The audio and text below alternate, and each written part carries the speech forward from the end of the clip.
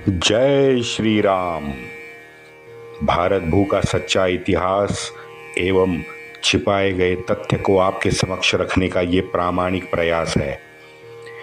मित्रों, एआई के युग में ये रोमिला, ये मोहम्मद हबीब, ये इरफान हबीब जैसों की सारी असत्य आदि झूठ परिकथाएं इन्होंने जो लिखी है, अगर ये परिकथाएं डाटाबेस में सत्यापित बन के फीड की गई तो बड़ा अनर्थ होने वाला है।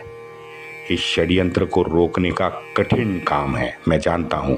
बिना आपके सहयोग के ये शिवधनुष्य व्यक्तिशः उठाना असंभव है। आपसे अनुरोध है कि लाइक, शेयर और सब्सक्राइब करके हमें बल देना ना भूलें और बेल जरूर दबाएं। हमने ईसा पूर्व 326 से सन 1857 तक का इतिहास अब तक कथन किया है। राजपूत, विजयानगरम, निजाम, चोल साम्राज्य और मराठा पेशवाई शेष है। हे मां भारती, हम इस श्लाघ्य कार्य को सफल बनाने की हमें शक्ति प्रदान करे। जयतु जयतु हिंदू राष्ट्र, वंदे मातरम। जय श्री राम। योगेश अनंतकाले सभी सुनने वालों को प्यार भरा नमस्कार। मित्रों, तात्कालीन राजनीति के अनुसार सैयद बंधु ने औरंगिया के कटने के बाद में मराठाओं से चौथाई वसूल का काम मराठाओं को सौंप दिया। अब डर के मारे हो, संधि के तहत हो, चाहे जो हो, लेकिन मुगल सल्तनत और हिंदवी स्वराज्य में ये चौथाई वसूली की संधि हुई थी, तो उसी के तहत मराठाओं से कंठाजी कदम बांडे को अधिकारी के तौर पे नियुक्त कर दिया। चौथाई की वसूली अधिकार उसे मिले गुजरात के। सदन संपन्न गुजरात का पूरा जीएसटी चौथाई वसूलने के लिए स्वतः सरसेनापति दाभाडे को अतिरिक्त अधिकार मिले थे। शाहू ने जिस प्रकार से ये मुलकगिरी रियासत कहिए, रियासत बांटने की व्यवस्था धरातल पे चलाना आवश्यक था, उससे विपरीत शाहू ने किया, क्योंकि सबका साथ, सबका विकास, सबका प्रयास, सबका विश्वास भी उसे जीतना था। तो इस चक्कर में उसने विपरीत काम किया। अब पैसा हाथ में लगने के कारण जो लालच पैदा हुई, उससे ईर्ष्या भी पैदा होती है। तो यही ईर्ष्या सरदारों में वितुष्ट लाने का काम इस ईर्ष्या ने किया। उसी का निराकरण करना समय पे बहुत ज़्यादा आवश्यक था, जो नहीं हुआ। उत्तर गुजरात में सेनापति दाभाडे, मध्य गुजरात में पिलाजी गायकवाड़ और कंठाजी, और ये दोनों ने तो हमीद खान जो निजाम का भांजा था उसको भी साथ लिया था। अब उसके साथ इन लोगों ने स्वतंत्र रीत्या वसूली चालू की। दाभाडे को पेशोन के अधिकार से भी दाभाडे त्रस्त था। शाहू ने उसको 3-4 बार रोकने का भी काम किया, पत्र व्यवहार किया, लेकिन कोई फायदा नहीं हुआ। उसकी स्वतंत्र वसूली का काम दाभाडे का चल ही रहा था। अब उसको बंदोबस्त करने के लिए बाजीराव को गुजरात भेजना पड़ा, क्योंकि बाजीराव की नज़रें सिर्फ और सिर्फ माड़वा और दिल्ली पे थी, लेकिन शाहू को गुजरात उसको भेजना पड़ा। 2-3 बार तो अभी इन 3-4 सालों में चिमाजी अप्पा को भी गुजरात शाहू को भेजना पड़ रहा है। अहंकार से ओतप्रोत दाभाडे अब बेफाम हो गया था, गद्दारी पे भी उतर आया था। निजाम के पक्ष में जब दाभाडे चला गया, जहाँ पहले से ही चंद्रसेन था, संभाजी भोसले था, उदाजी था, इन जैसे मराठी सरदार तो पहले से उसके साथ वहाँ उसके बगल में भाग्यनगर में बैठे हुए थे। 1 अप्रैल 1731 को पुराने जो संधि हुई थी मुगल और मराठाओं में, वो एक बार फिर मराठाओं ने सत्यापित कर दी। अब इस करार में जो सुझाव पेशवा का वकील था एक श्यामराव, अब जो श्यामराव ने सुझाए, अब ये वो कुछ कलम थे करार में,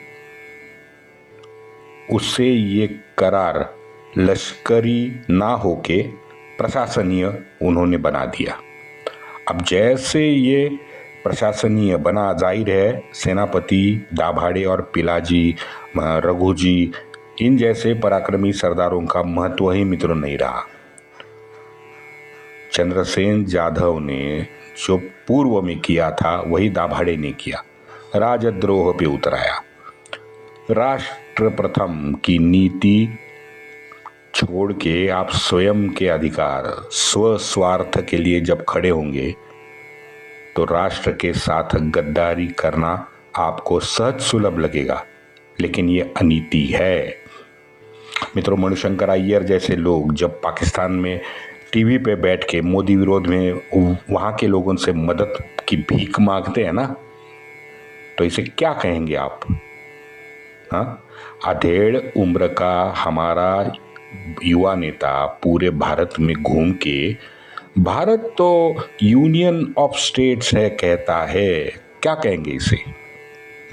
देश प्रेम, राष्ट्रभक्ति कहेंगे? हाँ। अच्छा, और एक बात सुनो, गद्दारी का सर्टिफिकेट भी यही लोग बांटते आए हैं रादर। शिया मुस्लिम मीर जाफर को इन सभी सुन्नी, जितने सुन्नी मोमिन थे, चाहे तवारीखकार हो, चाहे उनके इत्तेदार हो, मोमिन सरदार जितने भी है, वो मोमिन गद्दार कहेंगे कि भाई वो देश का गद्दार था। देश का गद्दार था? क्या मजाक है। कौन से देश का ये था भाई? तुम्हारी सल्तनत बचानी थी। हाँ, दरिंदे क्रूरात्मा मैं तो कहूँगा उसे। इस टीपू को आप महानदेशभक्त मानोगे? क्यों भाई? हाँ, टीपू का बाप गया था वहाँ पे खलीफा से वो रियासत को अधिकृत करने। अब जब देश प्रेमी अगर वो होता तो खलीफा से क्यों अधिकृत करवाता अपनी रियासत को? मक्का क्यों भेजता? मदद भेजता यहीं भारत में किसी गरीब इलाके में, झारखंड में भेजता, बिहार में भेजता, कहीं भी भेजता। लेकिन ये है राष्ट्रभक्त। कहाँ का राष्ट्रभक्त? साला चोर डकैत टीपू, धर्मांतर करके हिंदुओं को काटने वाला टीपू राष्ट्रभक्त बन गया। आक्रांता से आक्रांता लड़ा है, वो भी अपनी रियासत बचाने के लिए। उसे भारत प्रेम आप कहोगे? ये कहां से भारत प्रेम हो गया भाई?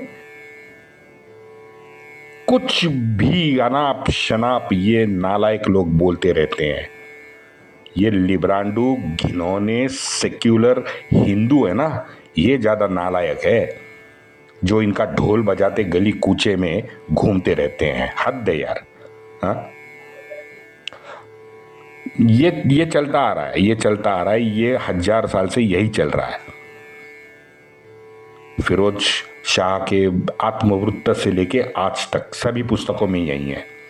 और ये रट लगाते जाते हैं कि मुगल सल्तनत ने कल्चर सिखाया।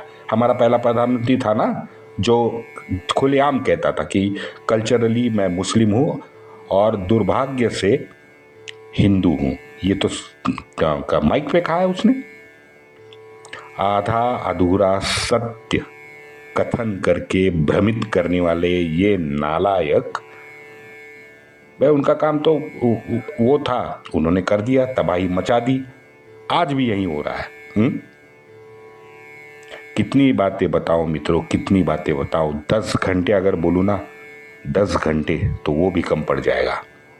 इतने कुकर्मई नालायक लोगों ने किए हैं भाई। जिस इस्लाम में बुत परस्ती हराम है, सऊदी में मोहम्मद साहब जब जिंदा थे तब की मस्जिद, पहली मस्जिद जो जिसे कहते हैं सऊदी में ही, रोड वाइंडिंग में भाई उन्होंने नेस्तनाबूद कर दी। हाँ ना, लेकिन हमारे यहाँ बहराइच में ये नालायक सड़क छाप सालार मसूद, ये दिल्ली का नूर निजामुद्दीन वो गद्दार, वो मोहिद्दीन चिश्ती गद्दार, दूसरा गद्दार सूफी वलीउल्लाह,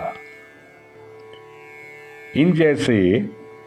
और हाँ, एक और बताना भूल गया भाई, ये तो बहुत पुराने हो गए, अभी 150 साल पहले का बताता हूँ, जिसे हम इन लोग कांग्रेस ने सर सैयद कहा ना, बहुत लिखा पढ़ा अंग्रेजी बोलने वाला मोमिन था, जिसने महाराज से खैरात में जमीन ली थी अलीगढ़ मुस्लिम विद्यापीठ बनाने के लिए। हाँ, उसके भाषण सुनो आप। क्या इन जैसे हरामखोरों को हम राष्ट्रप्रेमी कह सकते हैं? मुझे एक बात बताओ, समझाओ, वो कमेंट में लिखो आप। इन्होंने मेरी भारत माता के लिए क्या सेवा दी है, समझाओ मुझे जरा। इन लोगों ने, जिन्हें मैं ऊपर के जो सूफी नालायक जितने के नाम लिए ना, सर सैयद तक, ये बताओ मुझे, इन्होंने मेरी भारत माता के लिए क्या किया है, मेरी भारत की सेवा क्या की है? सोचो मित्रों, सोचो, ये गंभीर विषय है। ये अच्छी नौकरी मिले, कार मिले, वर्ल्ड टूर करने के मौका मिले, आईफोन मिले, फार्म हाउस में बांधूं, हाँ, जवाहरात वगैरह सब मेरे पास हो। इसके जरा ऊपर उठ के आप सोचिए इस विषय में, इतना गंभीर विषय है। कब तक हम मुंह मोड़ के इसको अनदेखी करने वाले हैं? भाई साहब, आग भड़क चुकी है, ये चिंगारी नहीं है, ये अब आग भड़क चुकी है पूरे समाज में। मुझे पता है विषयांतर हो रहा है, लेकिन क्या करूं मैं इनका। ये जब गद्दार और राष्ट्र प्रेम, इनकी परिभाषा ये अब समझाने लगते हैं ना, तो बहुत बहुत गुस्सा आता है। इन लोगों ने राष्ट्र प्रेम को वैयक्तिक स्वार्थ, जाति, भाषा, प्रदेश, इन सब में बांटना शुरू कर दिया यार आजकल। हाँ, वो खान ग्रेस का वो बंदर जो बाहर इतने दिनों बाहर था, अंकल सैम, हाँ, पूरे विश्व में ढिंढोरा पीट रहा है कि भाई दक्षिण भारतीय तो भारतीय है ही नहीं, वो तो अफ्रीकन है। अब बताओ, उसका मीम बनाकर आप छोड़ दोगे, या कई 2-4 फेसबुक पे लाइन लिखी, हंस पड़े, बस टाइम पास हो गया बस? इस भयंकर घिनौनी में सोच का हमें ताकत के साथ सामना करना पड़ेगा मित्रों। मैं बता रहा हूं आपको, हिंदू द्वेष आजकल सेक्युलर की परिभाषा बन चुका है। मैं कह रहा हूं ना, ये चिंगारी नहीं है, ये आग बन चुका है। माफ करना, ज्यादा भावनाओं में बह गया, विषय दूसरी जगह ले गया। राजकारण और राजनीति हमारे चैनल का सब्जेक्ट ही नहीं है, लेकिन क्या करूं, इतिहास में जब प्रताड़ना होती है तो रोने के अलावा क्या कर सकते हैं? वेद काल में भी बड़ा संघर्ष था, लेकिन वेद काल में हम ज्ञान प्रेमी थे, विवेकी थे। तो हमारे सभी शास्त्रों में आप देखोगे, हमारे स्वयं के षड रिपु से लड़ने के लिए उपाय बताए हैं। वहां उस समय अस्तित्व का प्रश्न नहीं था जो अब उभर के आया है। उस समय इसलिए हम वसुधैव कुटुंबकम कह सकते थे।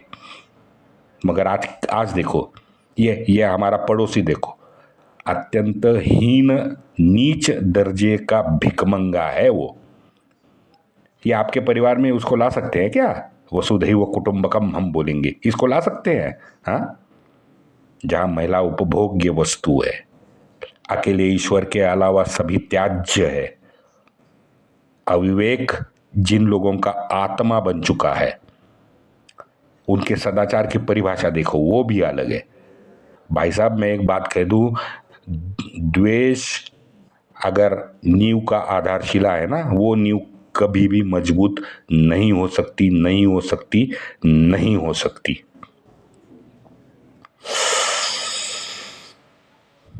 चलो, तो दाभाड़े और बाजीराव, यानी एक है हमारा पंत प्रधान और एक है मित्रों हमारा सेनापति।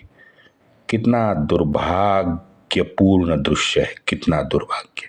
दोनों एक दूसरे के सामने खड़े हैं लड़ाई के लिए, और वो भी जानलेवा। दुबई के पास भीलपुर था। भीलपुर में बाजीराव का सेनापति बापट से संपूर्ण भयंकर तरीके से संघर्ष हुआ, जहां दाभाडे को पराभूत होना पड़ा। त्र्यंबक दाभाडे का उसमें निधन हो गया। दुखद है लेकिन शाश्वत है, सत्य है। क्या करें बताइए। हे पार्थ,